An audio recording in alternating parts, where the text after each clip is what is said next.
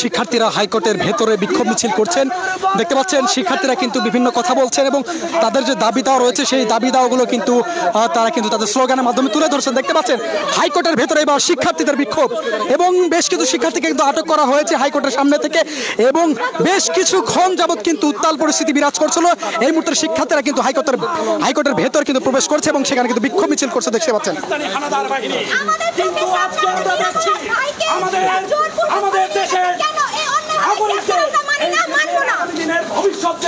শিক্ষার্থীদেরকে কিভাবে পুলিশ নির্বিচারে গুলি চালিয়েছে, অনেক মায়ের দর্শক এবার কিন্তু হাইকোর্ট প্রাঙ্গণের ভেতরে কিন্তু শিক্ষার্থীদের অবস্থান দেখতে পাচ্ছি, তারা কিন্তু বিক্ষোভ মিছিল করছেন এবং বেশ কিছুক্ষণ কিন্তু উত্তেজনা বিরাজ করছিল। হাইকোর্টের যে গেট রয়েছে, যে মাজার গেট রয়েছে, সেখানে কিন্তু আমরা দেখেছিলাম এবং সেখানে কিন্তু বেশ কিছু শিক্ষার্থীকে আটক করে নিয়ে যাওয়া হয়েছে এবং শিক্ষকদের আইনজীবীদের সঙ্গে কিন্তু পুলিশের ধস্তাধস্তির বিষয়টি সেটি কিন্তু আমরা দেখেছি।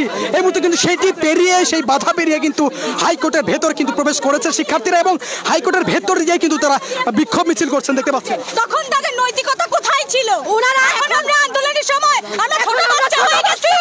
এখন আমরা ছোট বাচ্চা, যখন একটা ছোট বাচ্চাকে জানালা দিয়ে হত্যা করা হয়, তখন তারা রিয়াকে যখন হত্যা করা হয় তখন তারা বাচ্চা হিসাব করে নাই, তার বয়স হিসাব করে নাই। এখন আমরা যখন রাস্তায় নেমেছি তখন তারা আমাদেরকে বাচ্চা বলে রাস্তা থেকে উঠে যেতে বলে।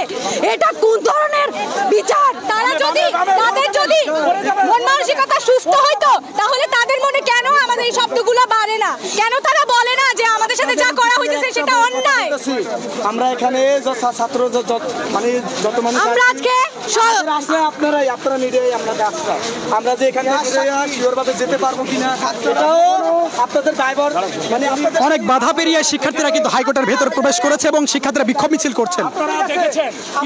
দেশের সবাইকে নির্বিচারে হত্যা করে, একটি স্বাধীন দেশের গণতন্ত্রকে গলা টিপে হত্যা করে নির্বিচারে মানুষ মেরে এই প্রহসনের শোক আমাদের কোনো দরকার নেই। এই প্রহসনের শোক আমাদের কোনো দরকার নেই। এটা একটি স্বাধীন দেশের অবস্থা হতে পারে না। আমরা 1971 দেখিনি, আমরা 24 দেখেছি। 1971 সালে যেভাবে আমাদের বাপ-দাদাদের গণহারে হত্যা করা হয়েছে, গলা টিপে যেভাবে গণতন্ত্র স্বাধীন দেশের অবস্থায় কিভাবে এটা হয়?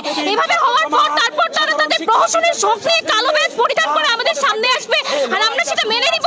আমাদের এই গোটা, এখন আমাদের আন্দোলন গোটা সংস্কার নয়, বরং এখন আমাদের আন্দোলন গোটা দেশকে সংস্কার করা। এই দেশের অবস্থা যত আমার ভাইয়ের রক্ত আমরা বৃথা যেতে দেব না। অধিকার চাওয়ার জন্য কেন আমাদের রক্ত দিতে হবে? এটা আমাদের জন্মগত একটা দায়িত্ব। এটার জন্য কেন আমাদেরকে মরতে হবে? কেন শুধু জেলে যাইতে হবে? কেন পুলিশে আমাদেরকে এইভাবে গুলি বর্ষণ করতেছে? তাদের কি কারণ? তাদের ঘরে কি বাচ্চা নাই? তাদের ঘরে কি বাবা মা নাই? তারা নির্বিশেষে সবাইকে গুলি করতেছে, থামাই দিতেছে, ফোন চেক করতেছে। এগুলো কি সঠিক? আজকে আমরা সর্বোচ্চ আদালতের কাছে সর্বোচ্চ বিচার চাইতে এসেছি। আজকে আমরা সর্বোচ্চ আদালতের কাছে সর্বোচ্চ বিচারটা চাইতে আসছি, যেন আমাদেরকে আমাদের সর্বোচ্চ বিচারটা দেওয়া হয়। আমাদের অন্যায়ের বিরুদ্ধে বিচার, আমার ভাইদের খুনিদের বিচার করতে হবে। আজকে হাইকোর্ট প্রাঙ্গণে আপনারা কোনো বাধার সম্মুখীন হয়েছেন কিনা? হ্যাঁ, অবশ্যই আমাদেরকে পুলিশ লাঠি চার্জ করেছে। আমরা নাকি বাচ্চা। রিয়াকে যখন হত্যা করা হয় তখন তারা চিন্তা করে নাই কে বাচ্চা, এখন আমি বাচ্চা। কেমন আচরণ ছিল? তারা আমাদেরকে জোরপূর্বক ধাক্কা দিয়েছে, তারপর বলতেছে আমরা কেন আমাদেরকে ডিফেন্ড করতেছি। তো ওনারা যদি আমাদেরকে ধাক্কা দিতে পারে, আমরা কি আমাদেরকে ডিফেন্ড করতে পারবো না? আমরা কোনো আজকে এখানে হট্টগোলের আশায় আসিনি। আজকে আমরা দেশের সর্বোচ্চ বিচার প্রাঙ্গণে আমরা আমাদের ভাইদের বিচার চাইতে এসেছি।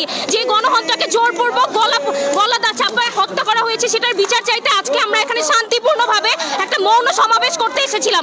আজকে আমাদের এই কর্মসূচি, আমাদের মার্চ ফর জাস্টিস, সেখানে কেন আমাদের এত সহিংসতার শিকার হতে হলো? কেন আমাদের মেয়েদের গায়ে হাত তোলা হলো? আমাদের এক একজনের পুলিশ কর্মকর্তাদের দ্বারা আমাদের গায়ে হাত দেওয়া হয়েছে, আমাদেরকে আটকানো হয়েছে, আমাদের গায়ের এক একজনের পায়ের চামড়া ছিঁড়ে গেছে, আমাদের কোনোই ছিঁড়ে গেছে। এত সহিংসতাপূর্ণ আন্দোলনের কেন কোনো বিচার হচ্ছে না? যেখানে নির্বিচারে দেশের নিরস্ত্র মানুষের গায়ে গুলি চালাতে একজন মেল পুলিশ যখন একটা বাচ্চার গায়ে হাত তুলে, তাহলে তারা তখন কেন বাচ্চা জিনিসটা ভুলে যায়? আজকে তাই আমাদেরকে বাচ্চা বলে, তারপর গায়ে হাত তুলে বাচ্চা বোঝায়। আমাদের রিয়াকে যখন হত্যা করা হলো, বাসার ভিতর নিরস্ত্র মানুষকে যখন হেলিকপ্টার থেকে গুলি বর্ষণ করা হলো, তখন কেন? তখন তাদের বয়স মাথায় ছিল না, তখন তাদের কোনো জেন্ডার মাথায় ছিল না। অথচ আজকে আমরা এখানে এসেছি। আমাদের শিশুকে, আমাদের সন্তানকে, আমাদের ভাইকে গুলি করা হয়েছে। এ কোন বাংলাদেশ? এই বাংলাদেশ কি মুক্তিযোদ্ধারা স্বাধীন করেছিল?